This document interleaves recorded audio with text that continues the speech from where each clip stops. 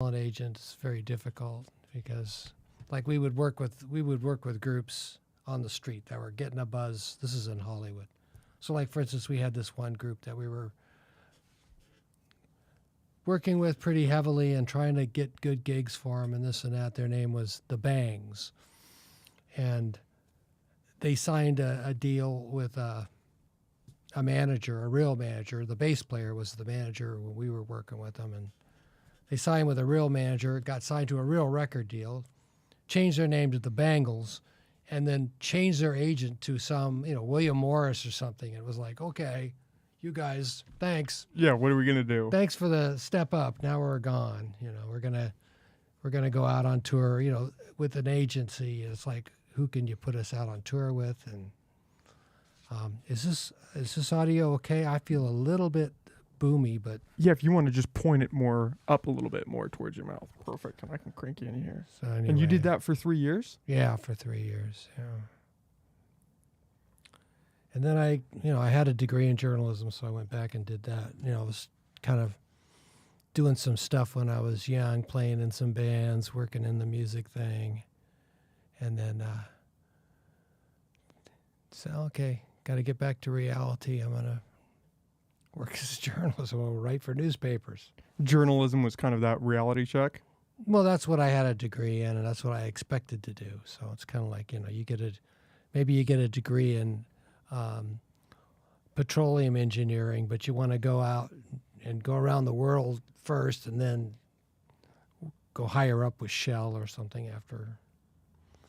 Yeah, I have not hit that phase yet. I'm in my podcasting era still. Yeah, well, yeah, so that's good. I don't know. How do you get any revenue from a podcast? I'm really not that familiar with it. That's the $1 million question, I think that's part of the process I'm still working through. You can run ads and get payment through ads or sponsorships and stuff like that. It all depends on the size of your audience, how many people are listening, and what you can kind of leverage that into. Yeah. Merch is another big one people go through. Yeah, I teach a bunch of classes for Ollie. That's how you came across me, right? Yeah. And I've done several Bigfoot ones. And one of the people who signed up for my class, turns out she wasn't from the area. She was Tennessee or something like it.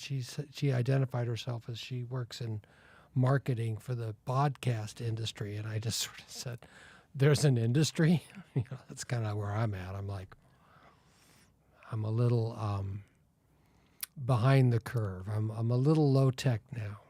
Yeah, I think it's huge now. People are making an incredible amount of money doing it. It's kind of filled this interesting void between radio and an internet format. Do you have a clock? I do not. Do you have a hard out you want me to Well, keep track of? I need to be somewhere at 3:30, but not far away. Okay. We can get it. Can I get you a water or anything? That'd be good. That'd be good. We were just talking. Actually, there's that for you. Thanks. I was actually interested to get your thoughts because we were just talking before you walked in about the strike on the hospital and kind of just the unfolding Israel situation as a whole. And you have actually been there back in 1981. Is that what we were saying? Yeah, I graduated in 1980. I guess that sounds like the dark ages now, but graduated in 80, and then I spent a year overseas. Most of that was in the Middle East. And 6 months I lived in Jerusalem. And I also worked on a Jewish kibbutz near Gaza. The first Jewish settlement north of Gaza is this kibbutz that I worked on. And I have a Substack. It's, I guess, the journalist equivalent of a podcast. I got a Substack called The Catholic Farmer, and I wrote a recent memoir of the Palestinians that I met. I didn't know any real Palestinians till I went over there, and that was back in the day when nobody was talking about Palestinians. And so it was kind of an eye-opener, and I met some, and so I wrote a little blog, I guess you'd call it, a Substack article called Return to Gaza. And I mentioned several of the people that I met there: student body president of Bears-Eight University, a priest from Nazareth. I had two roommates who were pacifists, so they were Jewish Israelis, but they didn't like what Israel and the army were doing to Palestinians in the West Bank and Gaza. One of my roommates at the kibbutz was a Jewish pacifist from Uruguay who refused to sign a loyalty oath to the dictator of Uruguay, refused to serve in their army, got jailed in solitary confinement, tried to get out. Nobody would take him. The U.S. wouldn't take him because the U.S. was backing the dictator. Nobody would take him. Israel would take him because he's Jewish. Now, he wasn't a practicing Jew, but he had the pedigree. Goes over to Israel, gets in the army because that's what everybody has to do in Israel. Every citizen has to serve in the army, and you have to serve in the reserves, I think, until you're 55. So he goes over. He's out of solitary confinement, but now he's in the Israeli army, and one of the first things they do is invade southern Lebanon. And the Litani operation that he was involved in, the purpose of that was to drive all the Muslims out of southern Lebanon so they could turn this buffer zone over to the Christian Arabs. So divide and conquer, try to create a buffer zone between Israel and the PLO. And when he protested what he considered to be war crimes in southern Lebanon, they threw him in jail in Israel. These guys are my roommate on the kibbutz, so I'm just like meeting these like amazing people. And so I wrote about that on my Substack.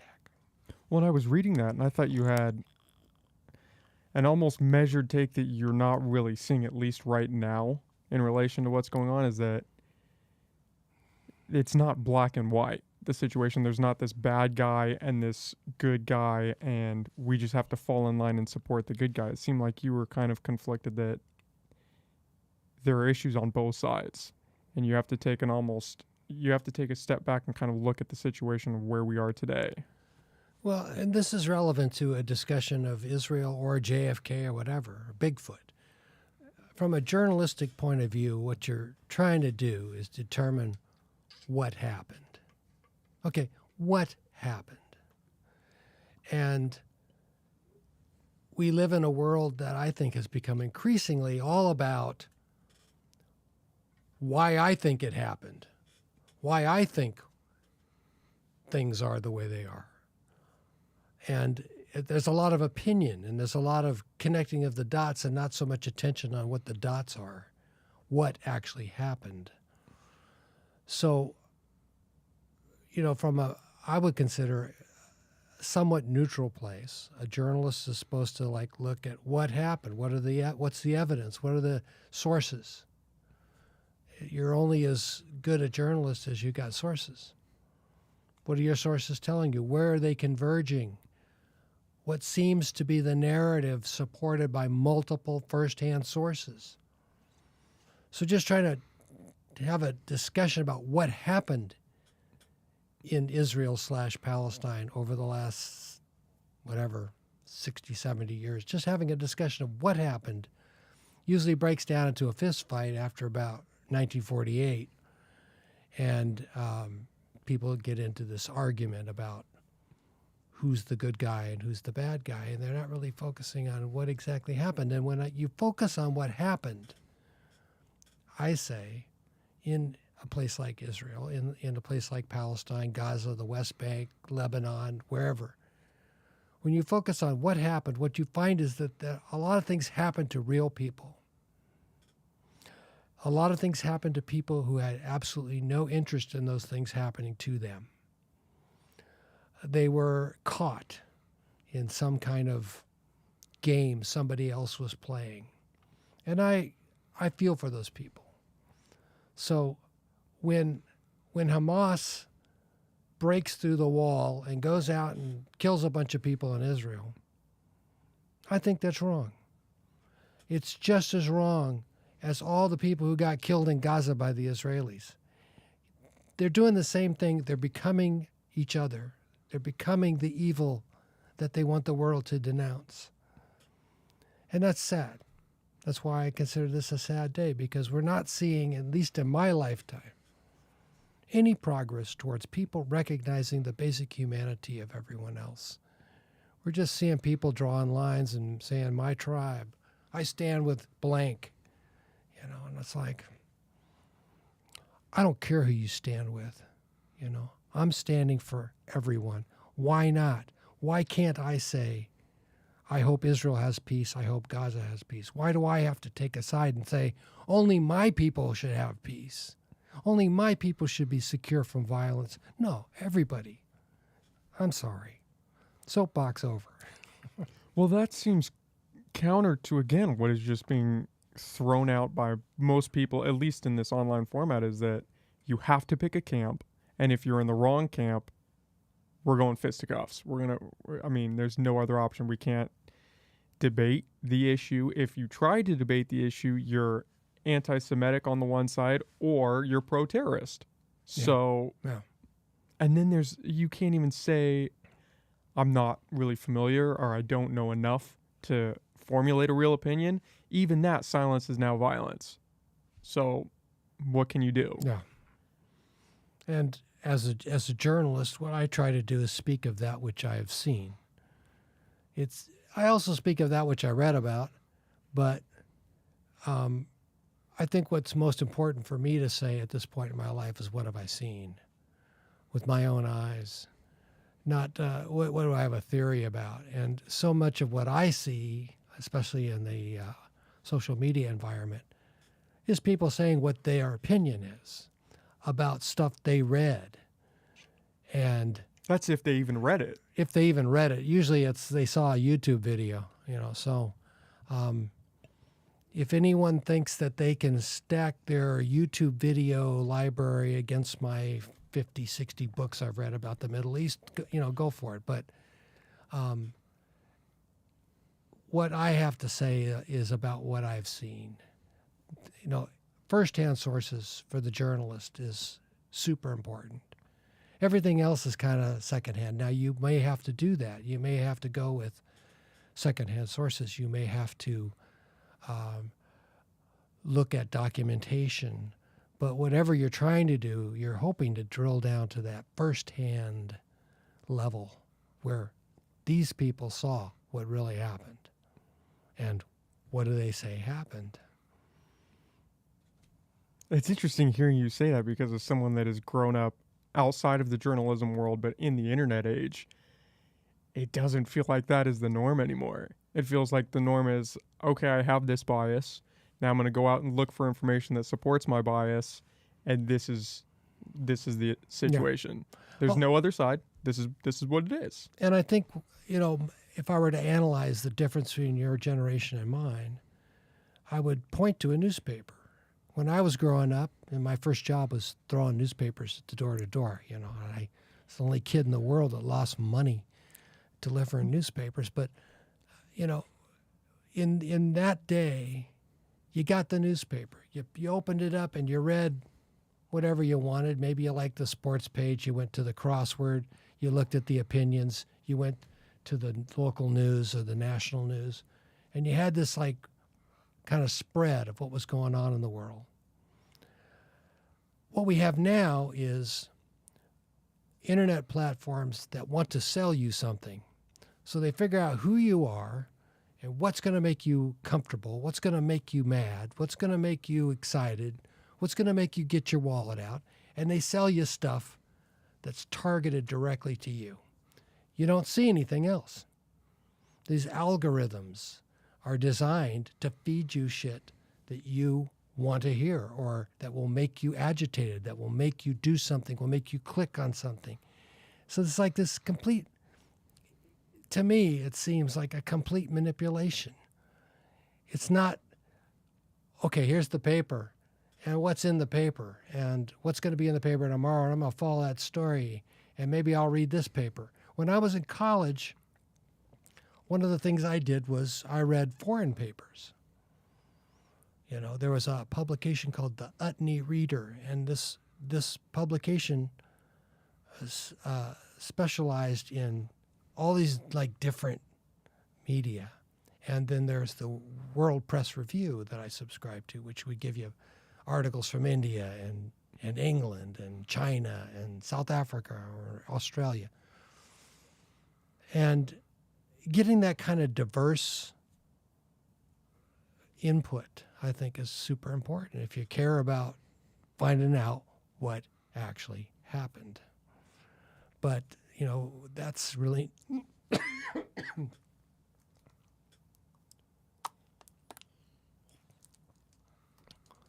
that's maybe a thing of the past because newspapers can't make money anymore, and YouTube can, TikTok can. So Well, and that's follow the money. well, yeah, and that's changed the incentive structure for the journalists themselves because you got to write something clickbaity. You have to, otherwise it's not going to get clicks. You're not going to bring in any money, and you are no longer a journalist. Right. And, we used to battle with headline writers. So you write a story, and your editor sees it. And the editor says, okay, I'm changing this and that. Why don't you work on this? You do another. Okay. Kicks it up to maybe a managing editor. Kicks it up to the desk. The desk figures out where it's going to go and how long it's going to be and how it'll fit. And then the headline writer writes the headline. Now, hopefully the headline writer read the story, but a lot of times they didn't. Hopefully they'll at least read the first lead or the first 3 paragraphs or something and base their headline on that. Our headline writers usually did, but every now and then you get a headline writer who kind of skimmed the first paragraph and writes a headline that doesn't actually capture what the story says. Fast forward to today. The headline writer's trying to figure out how to write something that you'll click. It doesn't matter whether it matches the story. It's the essence of the story. It reflects what the story has to say. It doesn't matter. What matters is I want somebody out there to click on this thing. So it's a completely different world. And good luck figuring out what actually happened. Well, that's been one of the scary things for me watching this Israel-Palestine situation play out, especially on Twitter, is there are just so many different viewpoints and everybody is bringing a set of facts, but 90% of these facts are manipulated. They're fake images, they're fake videos, they're AI-generated stuff, and thankfully X has the community notes feature, so they'll fact check it eventually, but I've seen one story come down and then 20 minutes seen it again and it's fact checked, and then 20 minutes again, you see a different story that gets fact checked. And if you're only catching the first part of those stories or you're only following a certain narrative, you can't even trust the information anymore. And it's important as a reader to immediately identify the source of the story. Again, if you're reading opinion, if you're listening to some bombast on YouTube, that's your source. But if you're actually looking at legitimate news reporting, you're going to wonder what the source is. And so that's the first thing I look at. Is this a government source? Is this an intelligence source? I have to say, and this touches on the JFK issue. I don't know if you want to get into that or not. But, Yeah, I do. But intelligence sources are in the business of manipulating information. I'm sorry. Now, maybe back in the day, you'll have some kind of high-minded intelligence person that really felt like, we need to have the truth. We need to tell the truth. But for the most part, people who work for the CIA are not in the business of telling you the truth. They're in the business of promoting a certain policy. And in fact, the CIA has helped us get into a whole bunch of wars because that's what served the interests of the government, not because what they were saying was true. So, if I'm reading an intelligence source, whoa, get out my pound of salt. If I'm reading a government source, well, maybe a half a pound. Because, again, that government source may not be in the business of lying to you like a CIA source might be, but they definitely want to spin it somehow. And, to be honest, everybody wants to spin things. They want to have a message that I agree to this message kind of thing. But finding sources that can give you more neutral information, can help you figure out what actually happened. It's an important task, and there's not a whole lot of that source finding going on. Now, one example is Seymour Hersh. Now, Seymour Hersh has really laid down some bombs lately. He's really thrown some bombs lately. And to me, the biggest one he's thrown was kind of when he reemerged on the scene after being sidelined for decades, was who blew up Nord Stream. And so Seymour Hersh came out with a story that said he had a high-level intelligence source tell him that the Biden administration planned and executed the bombing of Nord Stream. And the mass media, the mainstream media, by and large, denounced this because he used an anonymous source. Well, they all use anonymous sources, it seems. The question is, in some ways, if a journalist is using an anonymous source, what the journalist is saying is, trust me that this source, who I can't name, is knows what they're talking about. Trust me. Now, in the case of Seymour Hersh, I would say I would be inclined to trust him because of his amazing track record. Decades of digging up stories that everybody else wanted to ignore or bury, yeah. So that doesn't mean that everything that Seymour Hersh writes is true. He's basing it on sources and what they're telling him. So you gotta do that. You gotta say, well, okay, Seymour Hersh's source said this. His source said that the Biden administration, through the Department of the Navy, came up with an idea to blow up the Nord Stream pipeline. Everybody comes out and says, nah, it's a bunch of crap. He didn't do that. And then a story emerges that there was a yacht named Andromeda that was hired in Poland by some Ukrainians, and that may have been the ship that was involved in this. And so the actual official line of the United States became some pro-Ukrainian group not associated with the Ukrainian government or the United States did this. Well, that's after they tried to pin it on Russia. Well, I mean, that's after the whole gambit of, it was Russia. Oh, well, now we don't know who it was. But it definitely wasn't Ukraine. Right. It wasn't any of us. So I guess we'll never know. Yeah.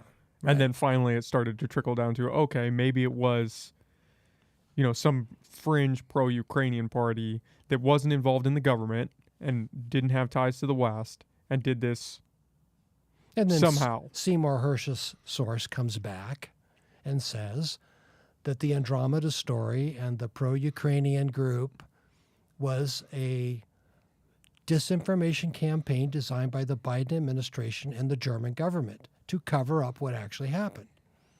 So his source continues the narrative by saying the disinformation campaign came next, and what you described. It seems to me like, as a journalist,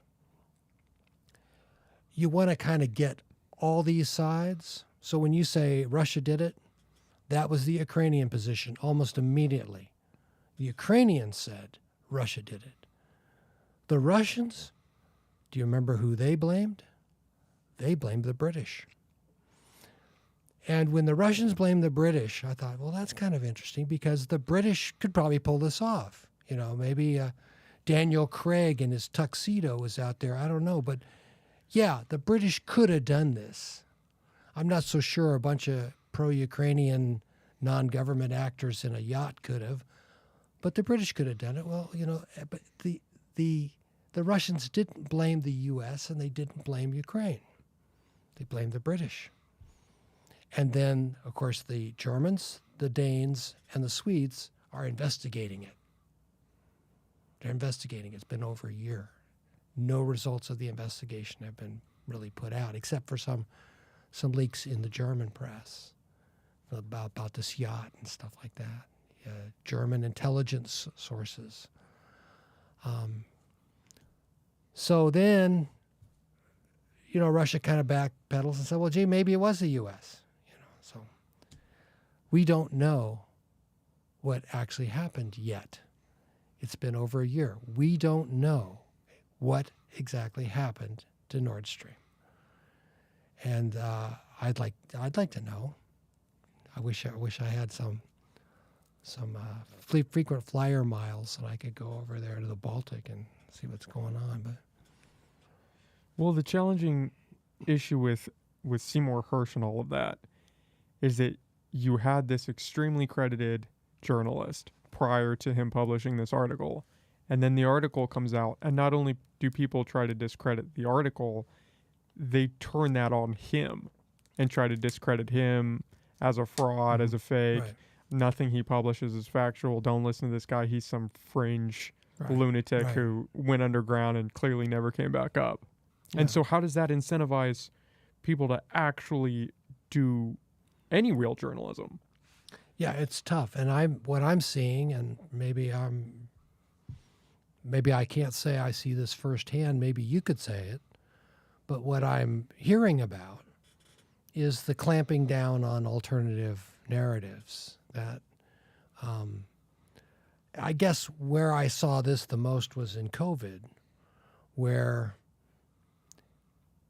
the amount of peer pressure to go out and get the vaccine was more immense than any peer pressure public campaign thing I have ever seen in my life.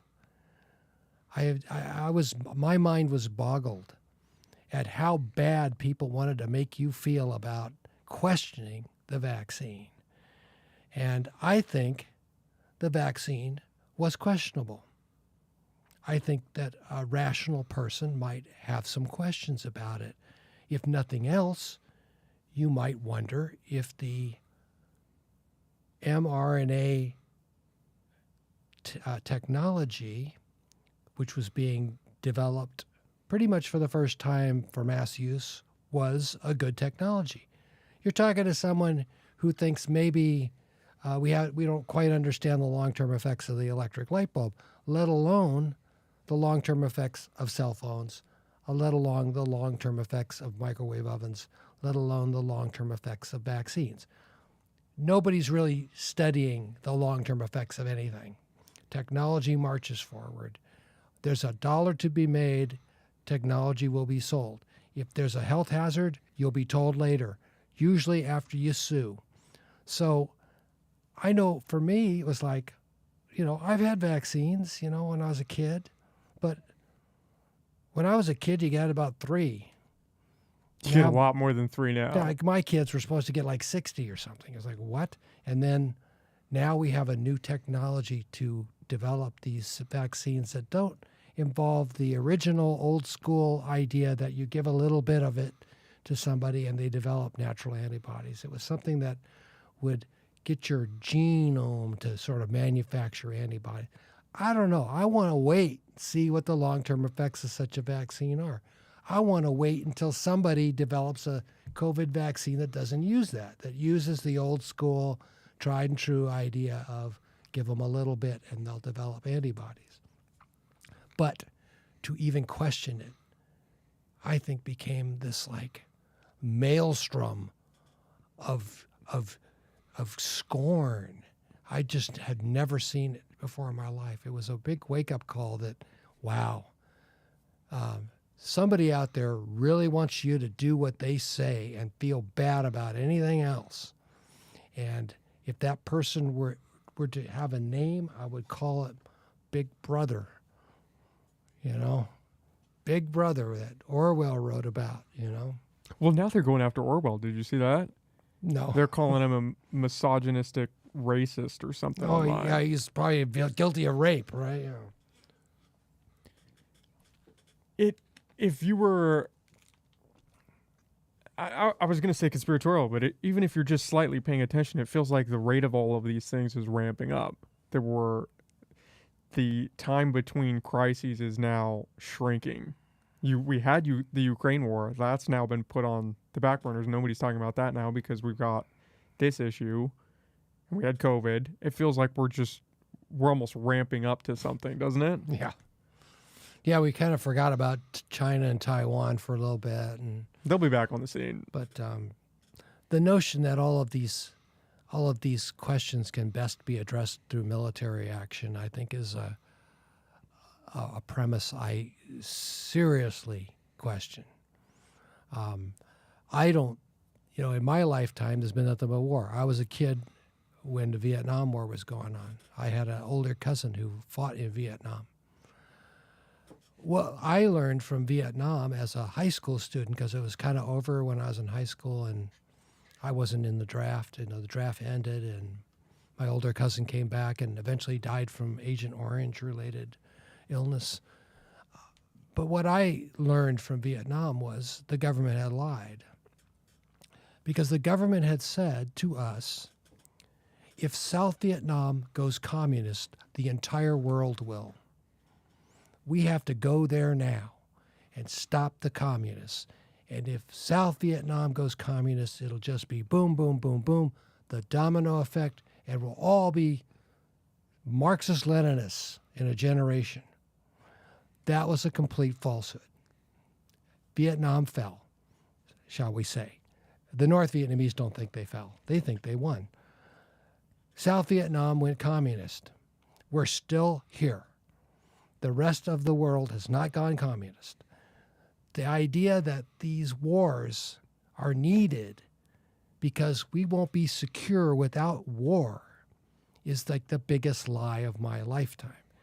I haven't seen any of these military conflicts bring about any kind of real peace, especially in the Middle East.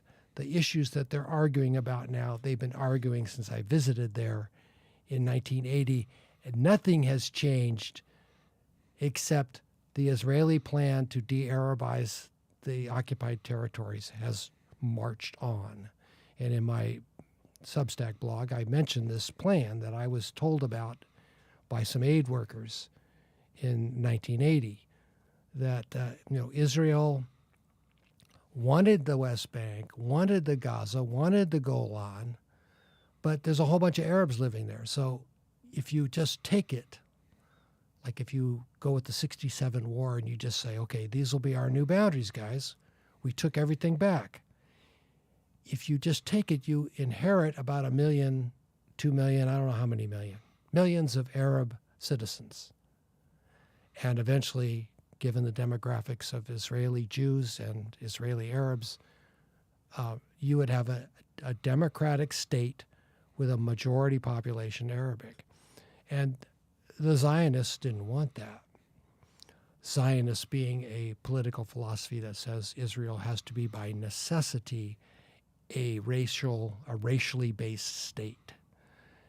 So there's only a few of those racially based states left in the world, and one of them is Israel, where if you're a Jew, it's understood that you have more rights than anyone else in that country, and your survival is more important than anybody else in that country. So this kind of apartheid, I think is a good word for it, system has existed. They're still arguing about it now.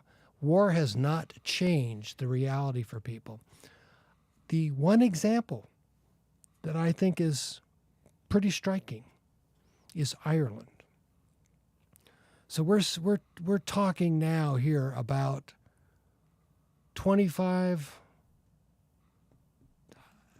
don't quote me, years since the passage of the Good Friday Accords. So in Ireland, they had a whole bunch of terrorism. They had the IRA in Northern Ireland blowing shit up.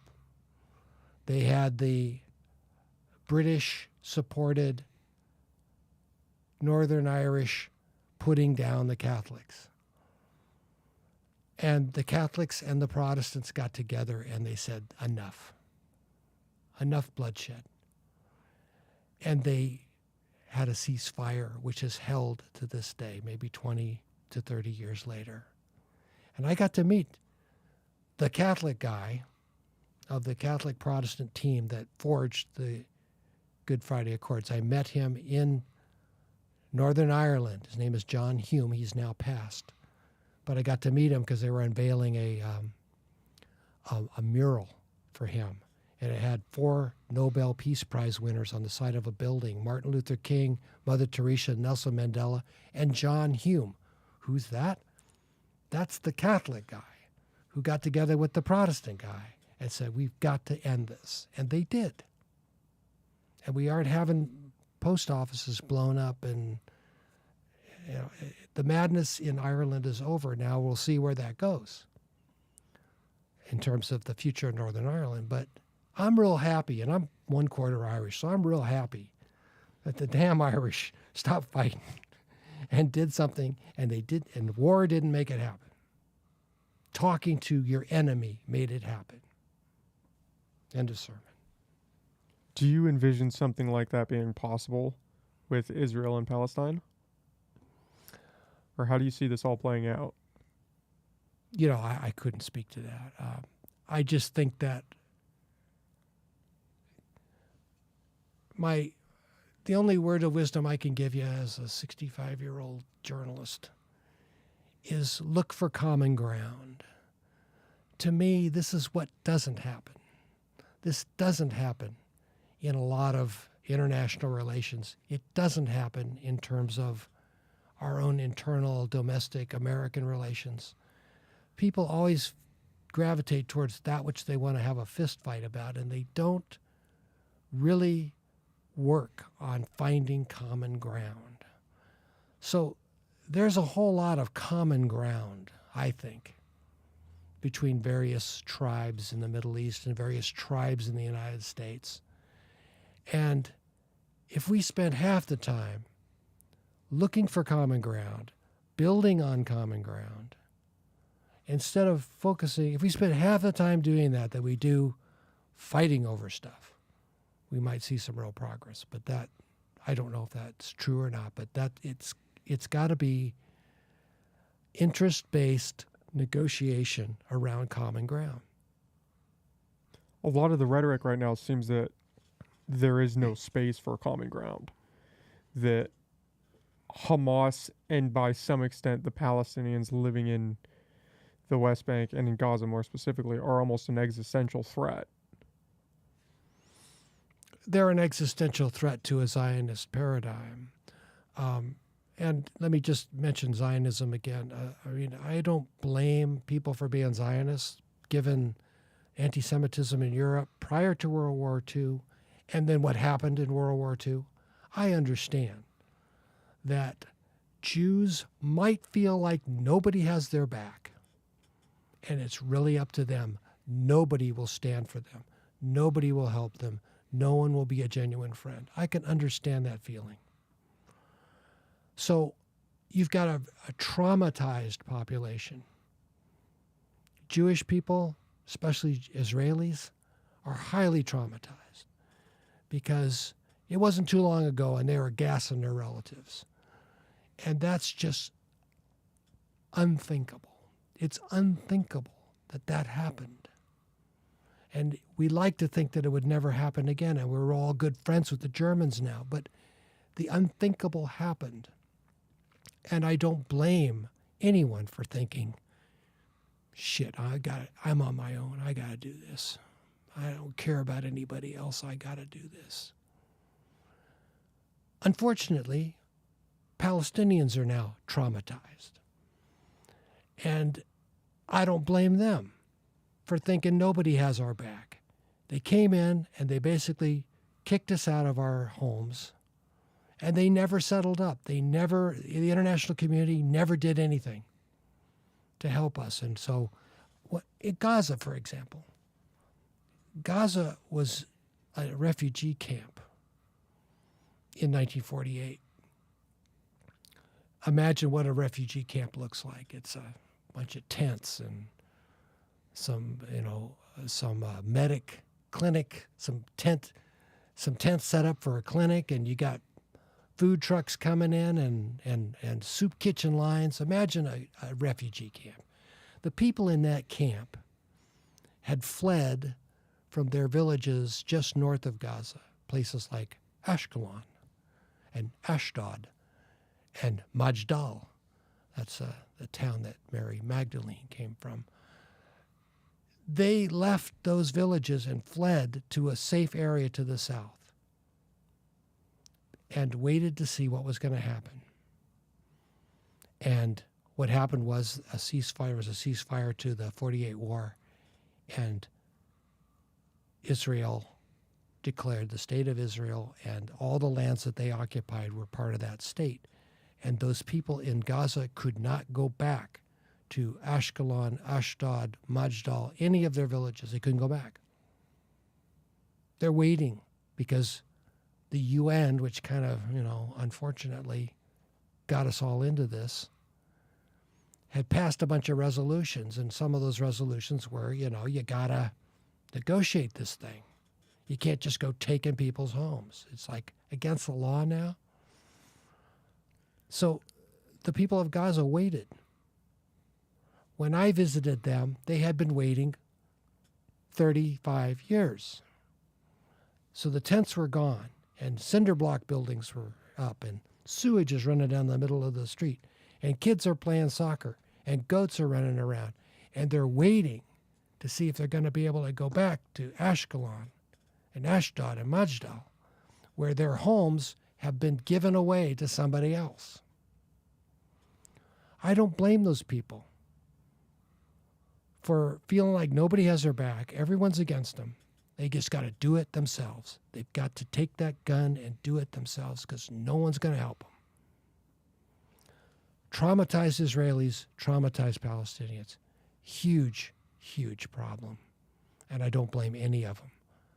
All I can say is there a way to peace? Can we just maybe put down those weapons and put aside all the argument and all the hurt?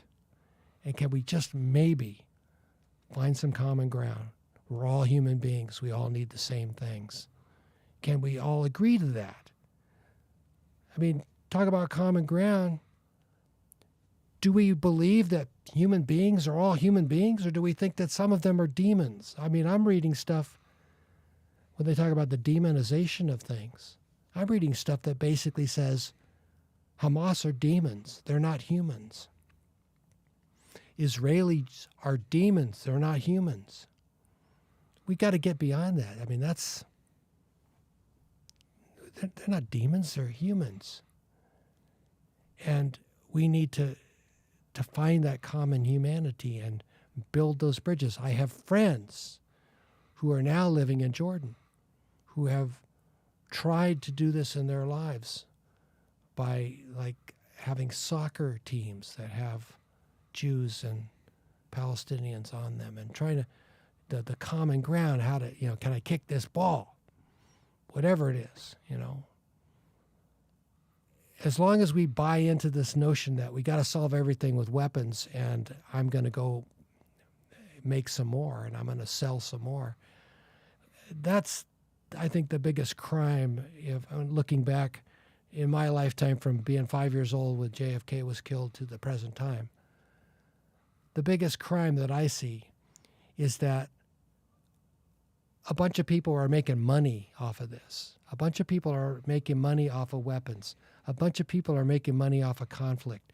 Now we have a bunch of people making money off of sanctions, because anytime you sanction a country, you open up business opportunities because you take them out of the market. So when you take Russia out of the market in natural gas, you open an opportunity for U.S. natural gas interests to go in and start supplying Europe where Russia was doing it before. There's so much money to be made in conflict and war and killing that it's really criminal. And the arms dealers and the people who want war and profit from war and bankroll war and make money off of their loans, you're criminals. You're criminals.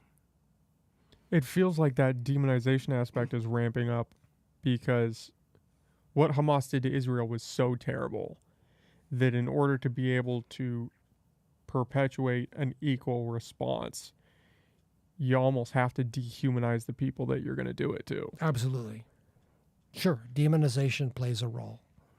If you can demonize somebody, whether they're Jews in Germany or Palestinians in Gaza, if you can make those people the problem, then you can come up with a final solution, can't you? That's what I don't understand, though. Is it seems like I understand.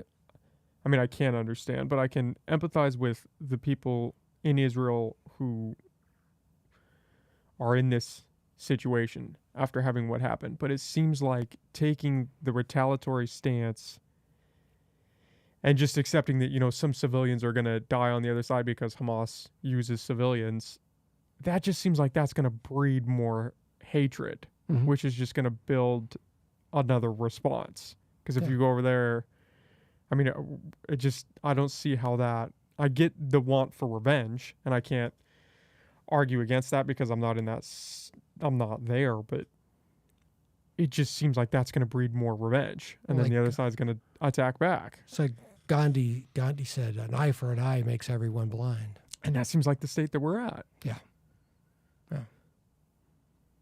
Do you think that, because they haven't invaded Gaza yet, but they're amassing an army, right? And the fear is that No, they have. They have invaded. Absolutely. Oh, you're talking about ground troops going in? Ground troops, No, yeah. they've shelled the hell out of it with airplanes. They've been blockading Gaza for 15 years. I mean, a war has been going on. Maybe you were a little kid when it started. But the war between Israel and Gaza has been going on for decades. And to get into this game of, well, who started it? And this is what I wrote on my thing. By the way, it's Abu Francis at Substack.com. AbuFrancis.substack.com. A child says, he started it. I say, the adults say, who's going to end it? And that's where I come from. I'm the big dad here. Who's going to end it? Yeah, I don't think we have any adults left in the building anymore. Sad. This idea this is an idea that I've come across, and I'm not as well versed in the whole conflict as I would like to be. I'm watching a couple podcasts trying to catch up, but I've heard that the idea of a two-state solution has been provided, or the opportunity of it has been provided to the Palestinians, and that they've rejected it, or more specifically, maybe Hamas has rejected it. Does that check with what you know? Well, one state, two state goes all the way back to 48. So just a little perspective. In 1948, the British ran Palestine. The British got Palestine after World War I. So after World War I, one of the big changes in the Middle East was the dismantling of the Ottoman Empire. So for hundreds and hundreds of years, the Turks ran the Middle East. It's called a caliphate. And the Ottomans were the caliphs, and they ran the show. And after World War I, the Turks kicked out, dismantled the caliphate, went secular, Kemal Ataturk. And so the Ottoman Empire was dismantled, and guess what? Western allies wanted to midwife the Middle East and other parts of the world into enlightened democracy. So they created these mandates, they called them. And in the Middle East, the French and the British got most of the mandates. And the goal of the mandate, and these are League of Nations mandates, the goals of the mandates were to birth these former imperial provinces into modern democracies. And the British had Palestine. The problem is that the British had more or less promised both the Arabs and the Jews that they would have a place in Palestine. And prior to the British pulling out, there was coexistence in Palestine between Jews and Arabs, and Arabs between Muslim and Christian Arabs, And this coexistence started to fall apart because the British are going to pull out. And it's like the sense I get is that all groups wanted the British out. Yeah, we don't need you Brits are here to tell us how to run our country. But there wasn't necessarily any good plan for how it would go down when the British left. So they had a couple of different commissions, and finally the UN came up with this, what they call a partition plan. And they basically said, here's a map. And what we're going to do is we're going to give the area here in blue to the Jews, and we're going to give the area here in red to the Arabs. Now, we've worked on this map, and we're hoping that there's not a whole lot of displacement, but there's going to be displacement because there's going to be Jews in the Arab areas, and there's going to be Arabs in the Jewish areas. But it's not going to be as bad as India. It's going to be pretty clean, and just get ready to move. If you're in the wrong area, get ready to move. And basically everybody's saying, nah, don't like this idea at all. The Jews had a lot of mixed feelings about it. They don't say that now, but there were a lot of mixed feelings at the time. And I guess the sentiment that rose to the top was, well, it's better than nothing. We'll take the partition plan. It's going to give us more than we otherwise probably would get. And the Arabs are saying, forget the partition plan. Now, you could spin that to say, see, the Arabs didn't want to play nice and the Jews did. But that's, I think, disingenuous. I think asking anybody to flee their homes and go somewhere else is kind of asking a lot. None of us would want to do it. What could have happened, and if I were, ruling the world, this is what I would have had the UN do. Create a regular state.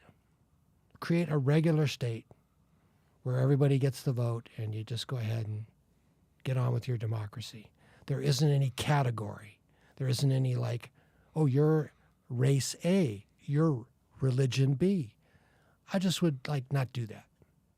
I wouldn't come up with Jewish and Arab areas. I'd just come up with a state, like the United States. I think the United States is a pretty good example of absorbing lots of different kinds of people. Now, every time we do that, there's, populism, and we're against the immigrants, and I'm being part Irish, so, when the Irish are coming over, the white people here didn't want Irish because, they're not us. They weren't even considered white. They were considered Catholic. So we have that, we have that human thing about, I don't want these other types coming into my space. But so it would have been a challenging thing, but a one-state solution might have worked. And there were lots of Israelis that wanted that. But the Zionist program, which is there must be Jewish control, and Jewish people need to be in the driver's seat at the expense of every other kind of person. That Zionist program really won out in Israel. And so efforts to push for a one-state solution were just never got anywhere. And eventually the Palestinians agreed to a two-state solution. And that's where we have the Palestinian Authority more or less getting some autonomy in the West Bank. There was a lot of movement, Oslo Accords, a lot of movement to say, okay, we'll go with the two-state solution. It's probably the best we can do. And yet, in some ways, a two-state solution is a failure. It's a failure to really recognize the rights of people and the humanity of everyone. So there are people that don't like the two-state solution, and there are people who don't like the one-state solution, and there are people who want this or that. But maybe one day people will lay down their guns. If enough generations pass, I don't know. The the old guard, the Menachem Begin types are gone. You get the next generation, sure. You got hardliners. You got Netanyahu, who should be in jail, running the country. Most presidents and prime ministers should be in jail instead of running countries, but there they are. So I think a two-state solution might work. A one-state solution would be my preference, but I don't live there, and I don't get to vote in that election.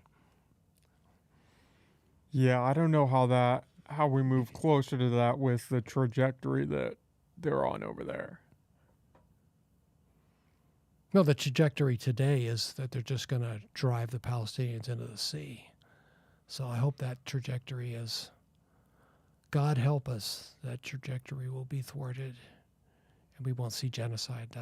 That'd be nice. Is the idea that there have been settlers or these little settler camps moving into Gaza and the West Bank, is there any validity to that? That's something I've come across online, but then there seems to be a lot of pushback that no, it's not actually happening. No, it's happening, and the settler issue is huge.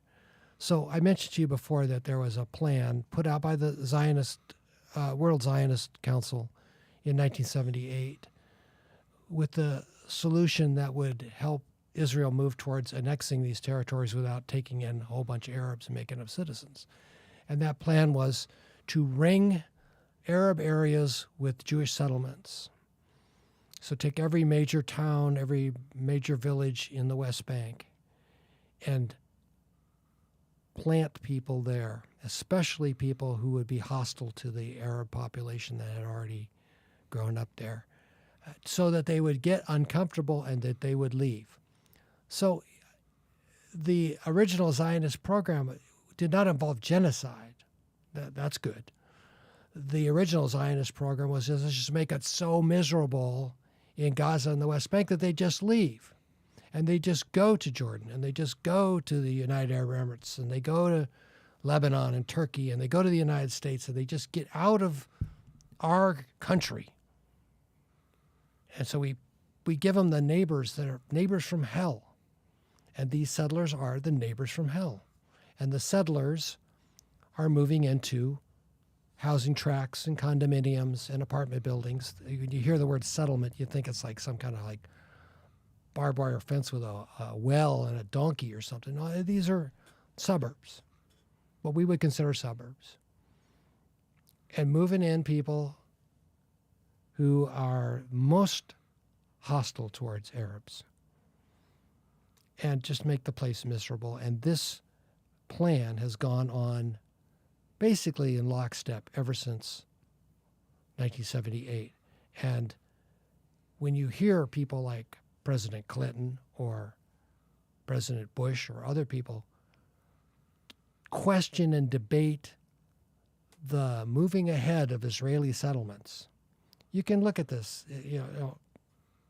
This is what happened is not a mystery here.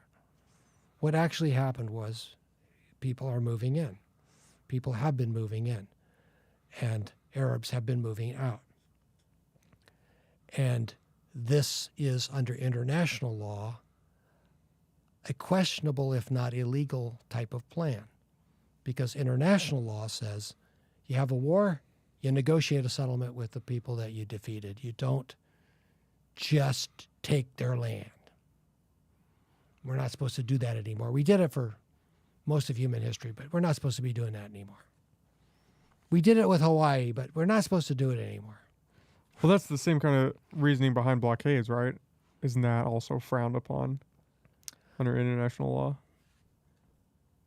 I'm not clear on that. Blockades or sanctions? Blockades? I think blockades. I might be off on I that. don't know the international laws regarding blockades. When you were there back in the 80s, could you see this building? Was it kind of palpable in the air back then? Yeah, one of the things that I did was I met Palestinians. And so I met, for instance, a young lady in Haifa. She was born in Nazareth. She lived in Haifa. And historically speaking, those are Israeli Jewish areas. So those areas were taken in 1948, and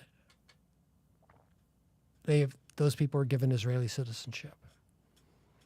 But there was a definite feeling on the part of this woman, her name was Hannah, that she wasn't equal. She was not an equal Israeli with the Jewish friend or neighbor or citizen. That there was a second-class citizenship there. And from what I could tell, it was both a legal and cultural thing. She would often say that she was from Uruguay. I mentioned my friend, my kibbutz roommate was from Uruguay. She would often say she was from Uruguay because she was dark enough that the Israeli Jewish people that she would have to deal with in her everyday life knew she wasn't really one of them. But she was brown because she was from Uruguay. And she was torn. Her whole life she was torn with this idea that she was a modern woman, but a second-class citizen. I met Anglican priest in Nazareth, who, his whole family, many generations grew up in Nazareth. And at the time I met him, they were building a Israeli Jewish suburb just north of Nazareth. Really, styling kind of place, moving people in. And he was in the older part of Nazareth proper. And they were real concerned that the settlers were going to make life difficult for them in Israel. We're not talking about in the West Bank. So he told me that the mayor of Nazareth was a communist and that this had made some headlines. Mayor of Nazareth is a communist. And he wanted me to know that the mayor of Nazareth was not really a communist, but that the Communist Party was the only party that Israel would allow that would question its Zionist policies. Arab parties were not allowed.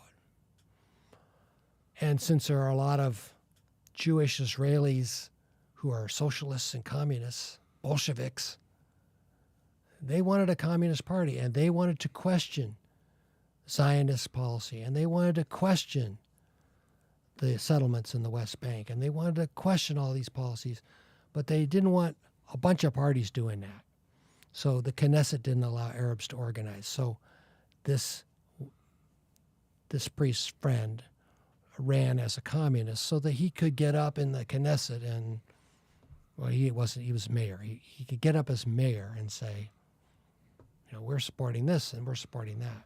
A lot of those mayors in the West Bank were subsequently removed from the West Bank. I don't know if you ever read about the mayors being flown to Lebanon, but there was I don't remember what year it was, but there was a whole rash of basically abductions. Anytime someone in one of the Arabic areas got up and started talking about questioning the settlements or questioning other Israeli policy, I don't know if it was the Shin Bet, the Secret Service, or it was the IDF, but someone came in, basically abducted them, put them on a helicopter, and flew them out of the country. And their family had to sort of figure out. Hopefully, they left a note or what they'd done with them. But I mean, this is not democratic way of running things. This is not going to help. And that's something I think that we should have learned. The Americans should have learned this in the War on Terror. And that is that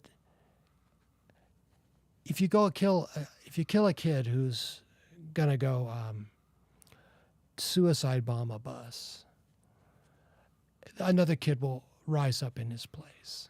If you go and kill Osama bin Laden, another Osama bin Laden will rise up in his place, because you haven't solved the problem. You haven't addressed the underlying issue. You haven't found common ground. What you've done is you took out one of the pawns.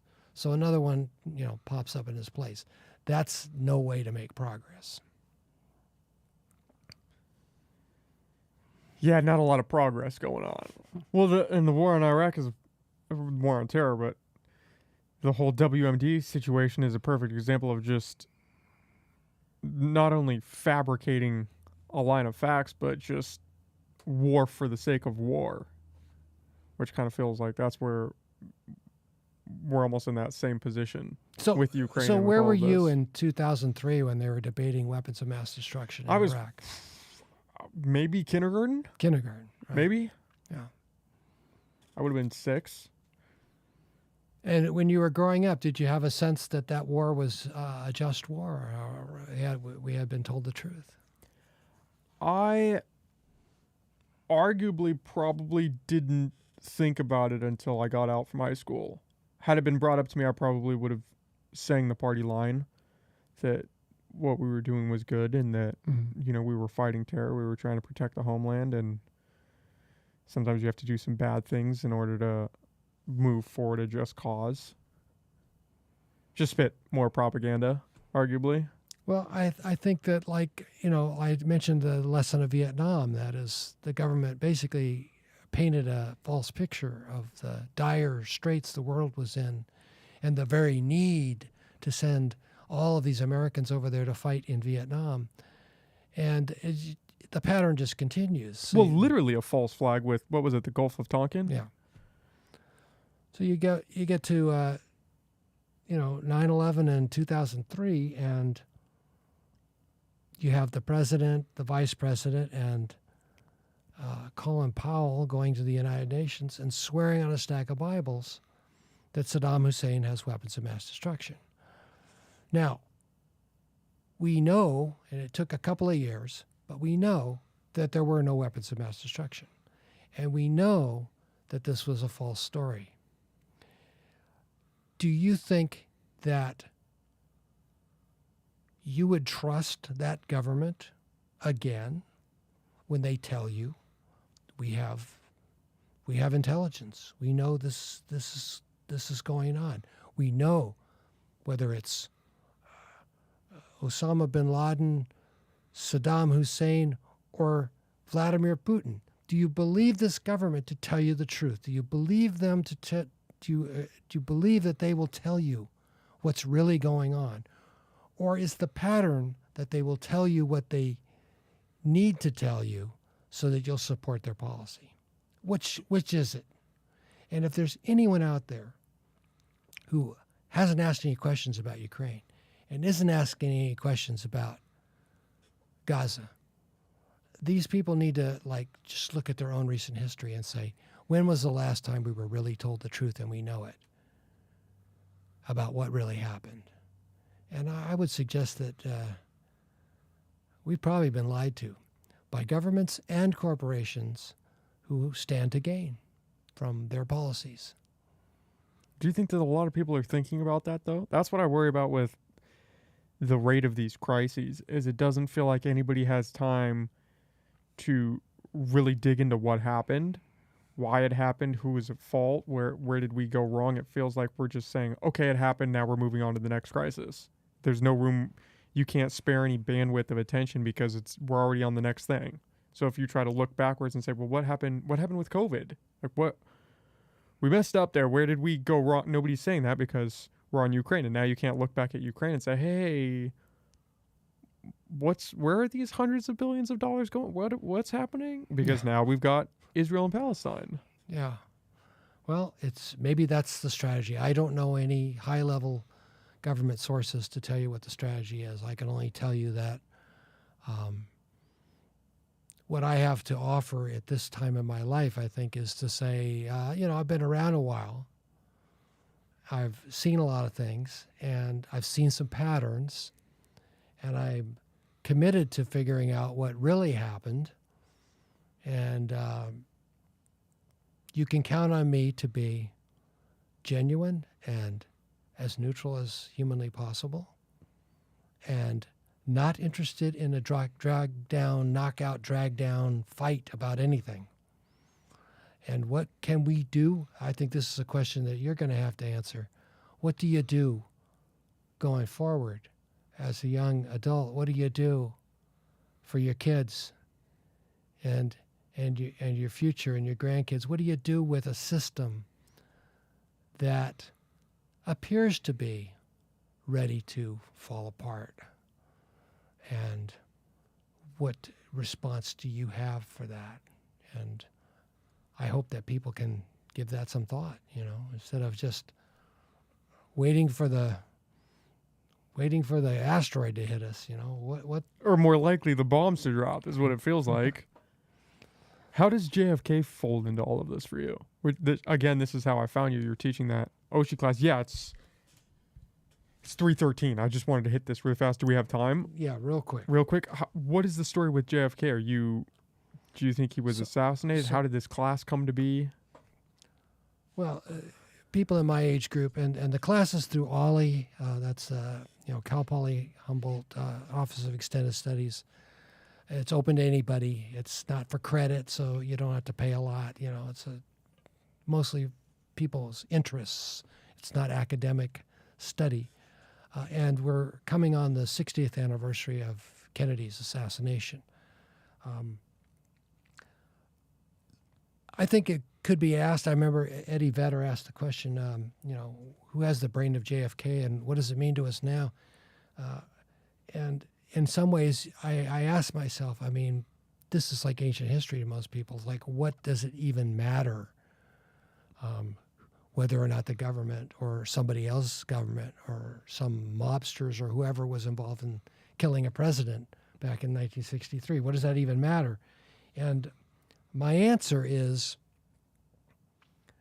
there are a handful of events. You've talked about a lot of different crises, but there's a few crises that seem to have really changed the direction of the country and maybe the whole world.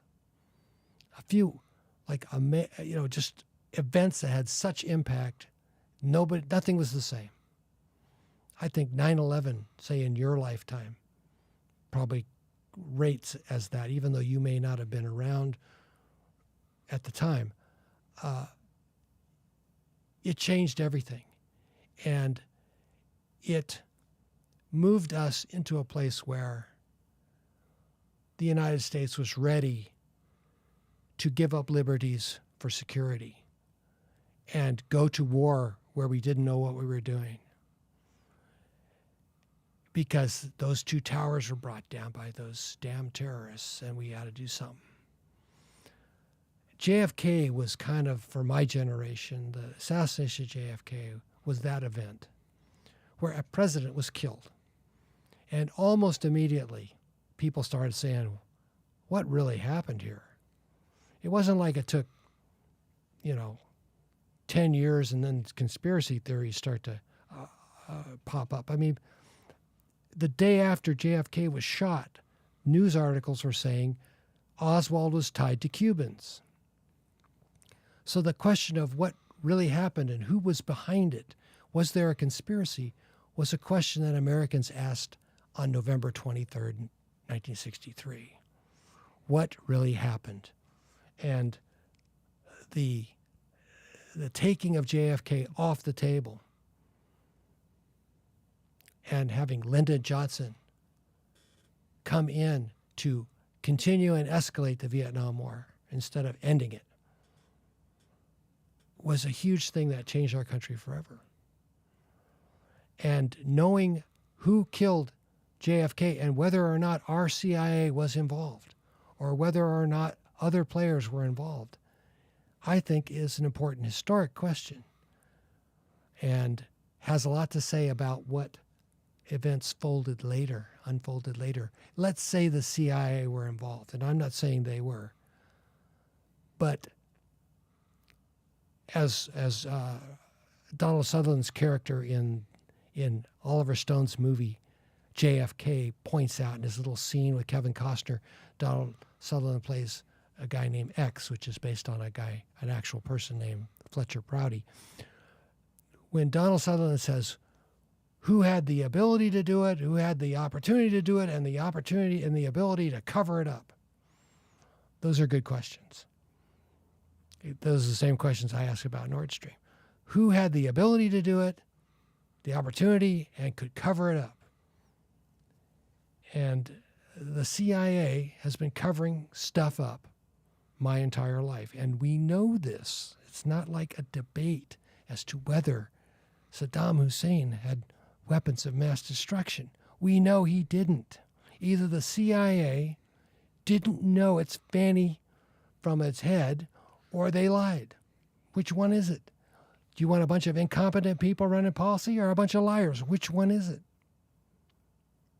And I think we need to continue to hold the government and the CIA in particular accountable and responsible for acting in America's interest or disinterest.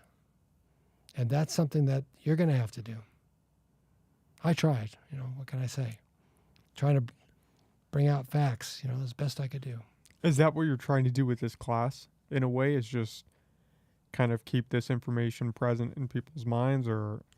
Well, if people are interested in knowing about the Kennedy assassination, it'll be a good class because I'll go over kind of how it evolved in terms of public disclosure, and we've got a lot more documents out now. There's still 4,000 documents that the CIA has not released in the name of national security. A bunch of us asked the question, if Oswald was this kooky guy acting alone, what possible national security issue was there ever? So there really doesn't make any sense to have anything disclosed, undisclosed. There doesn't seem to be anything that needs to be hidden, but there still is. But we have learned a lot, and we've learned a lot about Oswald and his affiliations with the CIA, his interactions with the CIA that we didn't know in the 60s, 70s, or 80s, or 90s. Stuff has come out. And maybe more stuff will come out, and eventually in your lifetime, you'll actually see a clear picture of what really happened. But I'll go over that. I have a bit of knowledge about what we know and what we still need to know. Well, Stephen, thanks for doing this, man. I want to get you out of here so you can make it to your place on time. Do you want to plug where people, again, can find your Substack, where they can sign up for the class if they want to do that, all your stuff? Sure. Substack, I have stephensaint.substack.com. I have abufrancis.substack.com. Stephen Saint is my more journalistic thing. My Abu Francis is more personal. And I'm teaching OLLI classes on an ongoing basis, and you can find that. It's OLLI, Osher Institute of Lifelong Learning, and it's at the Cal Poly website. Okay, well, Stephen, thanks again for doing this. I had a lot of fun.